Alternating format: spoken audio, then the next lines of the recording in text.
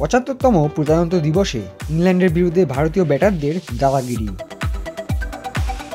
ভারতের ৭৫তম প্রজাতন্ত্র দিবসের দিন স্বস্তির খবর ভারতীয় ক্রিকেট শিবিরে। ইংল্যান্ডের বিরুদ্ধে প্রথম টেস্ট ম্যাচে দাদাগিরি রোহিত শর্মার ভারতীয় দলে। হায়দ্রাবাদের রাজীব গান্ধী আন্তর্জাতিক স্টেডিয়ামের প্রথম দিনটি যদি ভারতীয় স্পিনার এবং তরুণ যশস্বীর হয়ে থাকে, তবে দ্বিতীয় দিনটি অবশ্যই কে এল রাহুল এবং রবীন্দ্র জাদেজার। রাহুলের দুর্দান্ত ব্যাটিং এবং জাদেজার ব্যাট হাতে ফর্মে ফেরা অবশ্যই স্বস্তি দেবে ভারতীয় দলকে।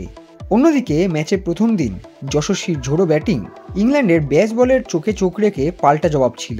ভারতীয় দলের ভবিষ্যৎ যে উজ্জ্বল তারই জানান দিয়েছেন যশস্বী জয়সওয়াল।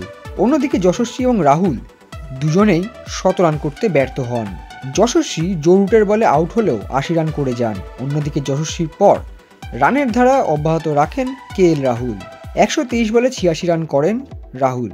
রাহুল আউট হওয়ার পর জাদেজাও নিজের অর্ধশতরান পূরণ করেন।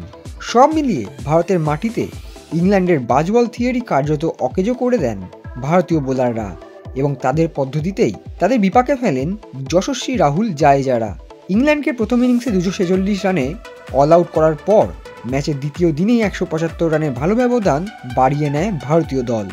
৭ উইকেট হারিয়ে দিনের শেষে ৪২১ রান করে ভারত। রবীন্দ্র জাদেজা অপরাজিত থাকেন ৮১ রানে, আর তার সাথে যোগ্য সহায়তা করেন অক্ষর প্যাটেল। ৩৫ রানে অপরাজিত থাকেন অক্ষর প্যাটেল। Extra time.